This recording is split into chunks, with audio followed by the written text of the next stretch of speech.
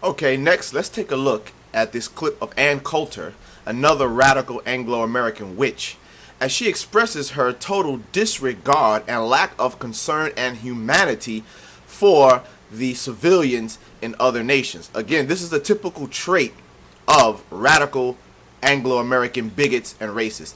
Listen how she expresses herself. I don't think we even need more troops. I think we'd be a little less worried about civilian casualties. I mean, are the terrorists, are Islamic terrorists a more frightening enemy than the Nazi war machine? I don't think so. Fanatics can be stopped. Japanese kamikaze bombers, you can stop them by bombing their society. We killed more people in 2 nights over Hamburg than we have in the entire course of the Iraq war. Who should we bomb in Iraq? The insurgent forces. I mean, we did in Afghanistan last week, hit Taliban, and what do we hear in the New York Times? Amnesty is crying because some civilians were hit. Well, that happens in a war, and I'd rather have their civilians die than our civilians die. Not fight a clean, hygienic war. I mean, I think we either have to get rid of this secular religion of FDR, or we have to get rid of the idea of a hygienic war, because that was not a clean, hygienic war, World War II. We killed a lot of civilians, and we crushed the Nazi war machine, and the idea that Nazism, which was tied to a civilized culture, was less of a threat than the Quran tied to a Stone Age culture, I think is preposterous. Killing civilians even accidentally as part of collateral damage or by the way things happen in war-friendly fire, that's going to encourage more young people to become enemies of the United States? No. No, because you are destroying the society that has produced these monsters, and you win by killing the other side and not allowing your side to be killed. Withdrawal would be the worst thing we could do.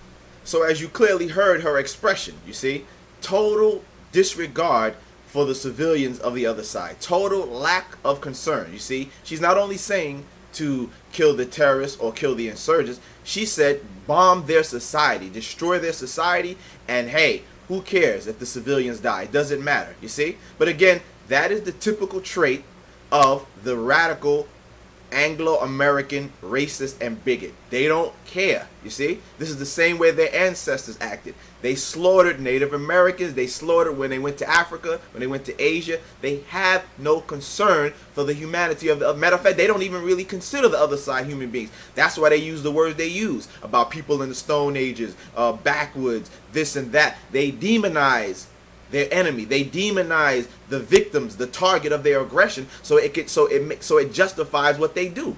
You see? You see? This is how they carry on. You see? And she had the nerve to talk about Quran connected to a Stone Age society. Miss Coulter, you stupid radical Anglo-American witch.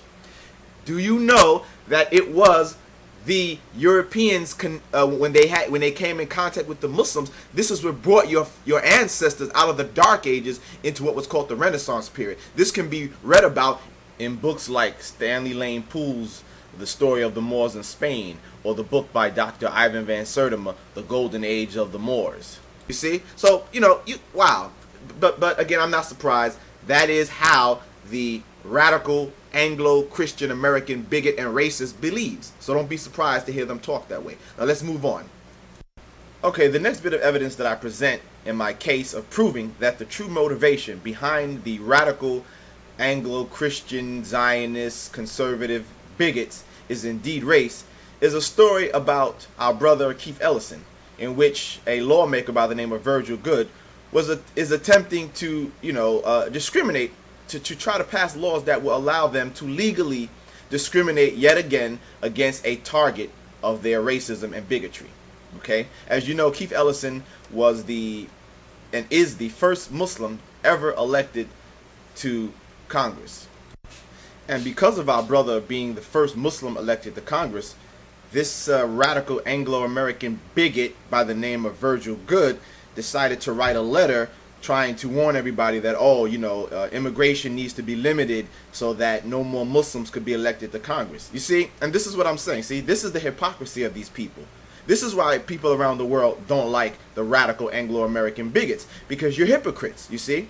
You talk about freedom, you talk about democracy, you talk about how you offer religious freedom, then you turn around and start saying things like this, you see? You see? This is the man's right to be part of Congress. He's an American citizen, okay? Congress is not just for Jews and Christians. Okay, it is supposed to be for people of all American backgrounds. Okay, so this man was elected to Congress, and this bigot, Mr. Virgil Good, wants to stop other Muslims from being elected. He thinks that limiting immigration is going to stop it. You idiot! Most American Muslims are from America. Okay, predominantly African American. So stopping immigration won't stop anything, because most of the Muslims in America are American people. African Americans, there are many white Americans, and there are now Latinos becoming Muslim.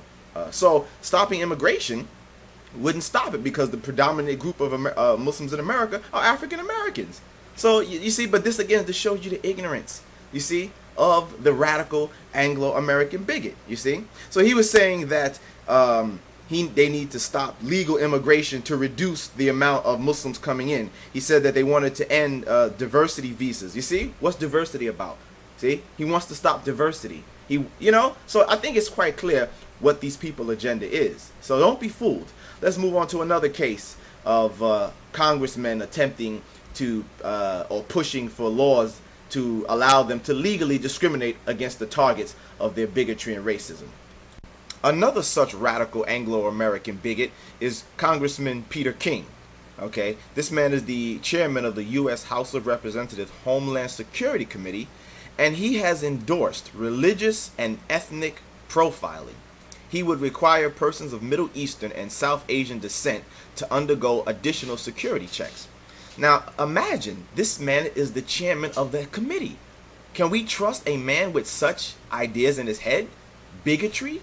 Racism, who wants to judge people based on your skin color or the way you look? Can we really trust this man to do a good job with Homeland Security when he has a mind like this?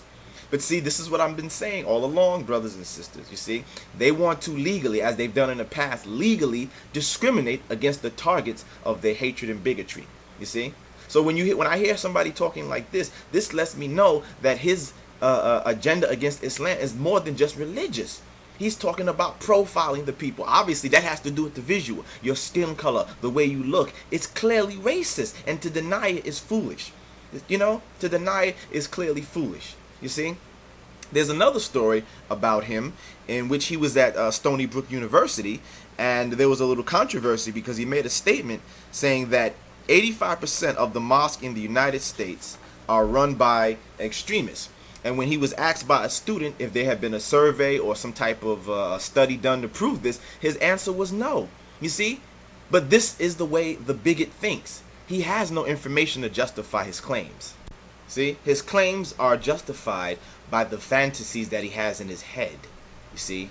By the thoughts and the hatred that he harbors for the other ethnic group or racial group or religious group. That's all he needs. He doesn't need information. He doesn't need facts. He doesn't need evidence. All he needs is the thoughts in his own ignorant head to justify the way he thinks. So it's amazing that when the student asked him, did he have any proof? His answer was no, and he made no apologies for that. Again, that is the arrogance. That is the arrogance and the ego and ethnocentric thinking of the radical American bigot. That's why these people are dangerous.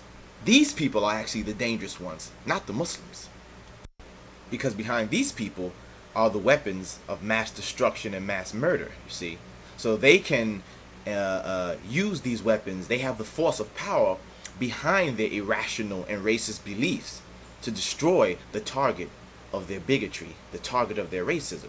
So this is what makes them more dangerous than any people on the face of this earth. Because they are back, not only do they have these dangerous thoughts, but they back up their thinking with weapons of mass murder and destruction.